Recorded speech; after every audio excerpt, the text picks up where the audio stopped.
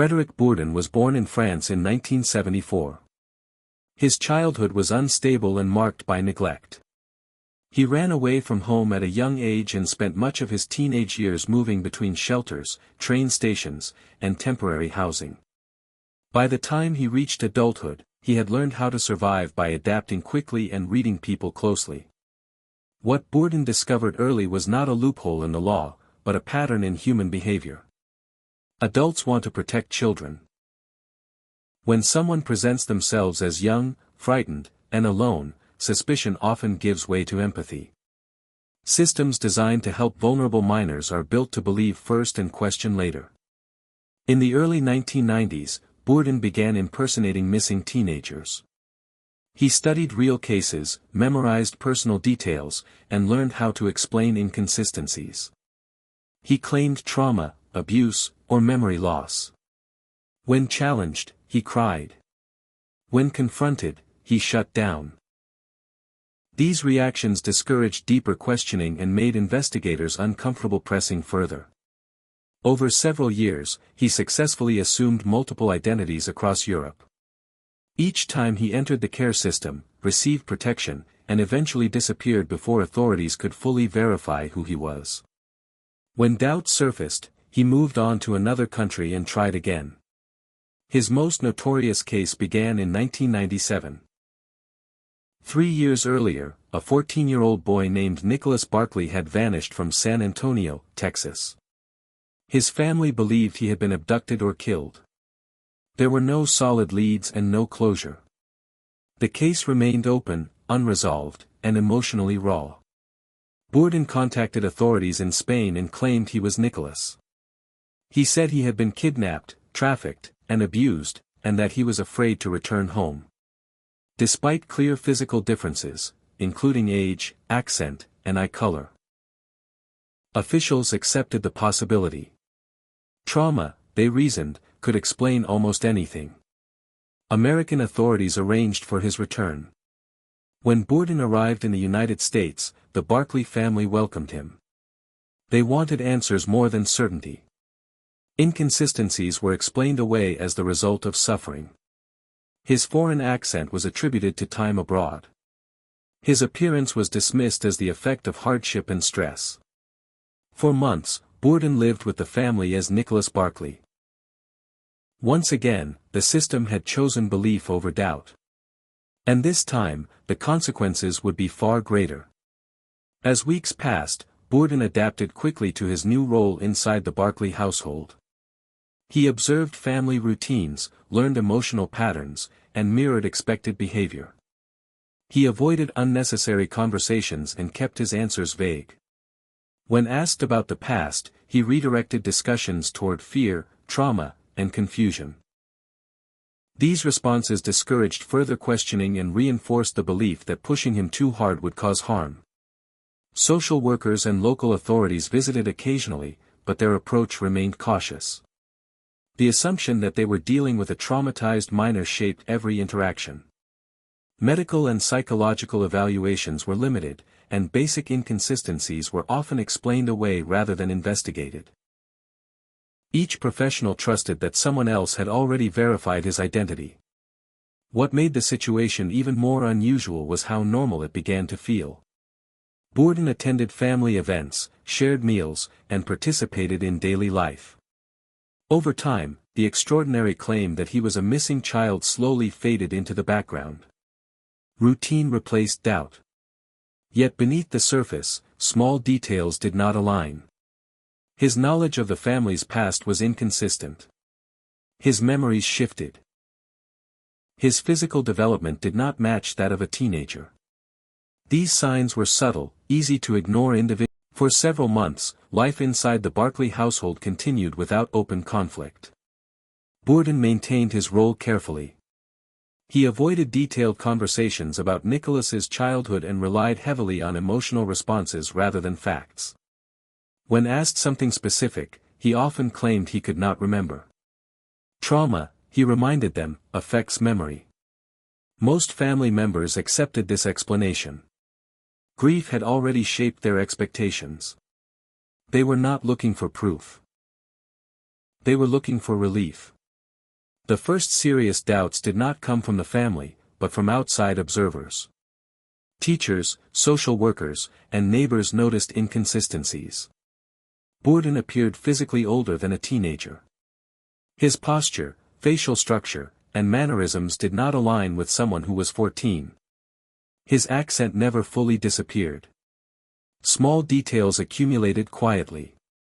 One private investigator, hired independently, became especially concerned. He noticed that Bourdin avoided photographs of Nicholas taken before his disappearance. He struggled to identify family members in old pictures.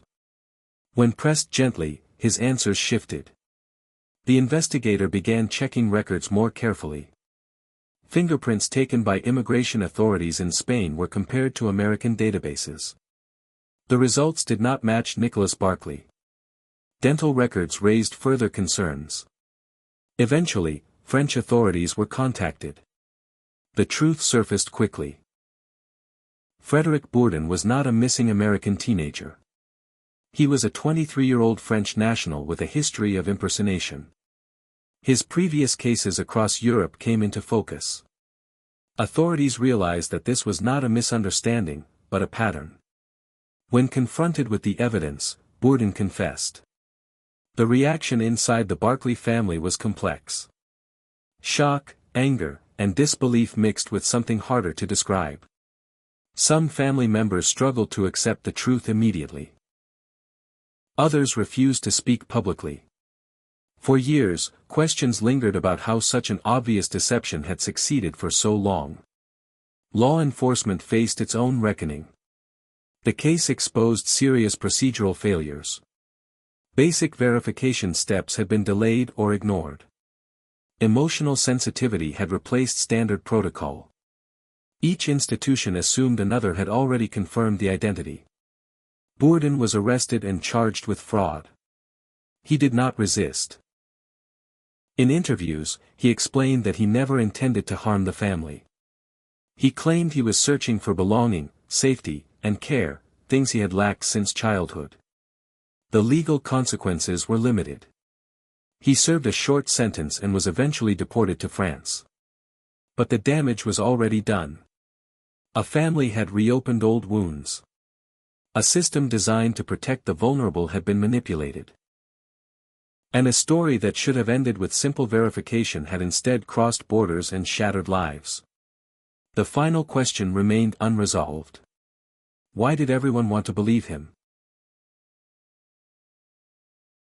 After Frédéric Bourdin was exposed and deported to France, the story did not end. In many ways, it was only beginning. Media outlets across the United States and Europe picked up the case, struggling to explain how a grown man had lived for months as a missing American teenager inside a real family's home. Headlines focused on the deception itself, but investigators and psychologists were more interested in the environment that allowed it to happen. Bourdin did not deny what he had done. In interviews, he spoke calmly and without visible remorse. He admitted to forging identities, manipulating systems, and lying repeatedly. However, he consistently rejected the label of a traditional con artist. He claimed he never sought money or long-term gain. What he wanted, according to his own words, was protection, attention, and a sense of belonging. Psychologists who studied his case described him as deeply damaged by early abandonment. Running away as a child had taught him that survival depended on adaptability. Pretending to be a minor placed him in a position where society automatically offered shelter, care, and patience. It was the safest identity he could assume. Yet this explanation raised an uncomfortable issue. Bourdin's success was not based solely on his manipulation skills. It depended equally on institutional failure. At multiple stages, simple verification could have stopped him. Fingerprints, dental records, and basic biometric checks were delayed or ignored. Each agency assumed another had already confirmed the facts. Even more troubling was the role of emotional bias. The Barkley family wanted closure. Authorities wanted a positive outcome. Everyone involved preferred a painful truth to endless uncertainty. That desire shaped decisions more than evidence. Years later, some family members questioned whether deeper secrets existed within the household that discouraged scrutiny. These claims were never proven, but they added another layer of complexity to an already disturbing case. Bourdin eventually returned to a quiet life in France. He continued to attract attention from filmmakers and journalists. His story inspired documentaries, books, and later the film The Imposter.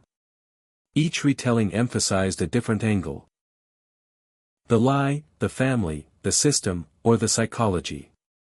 What remains clear is that the case was never just about one man pretending to be someone else.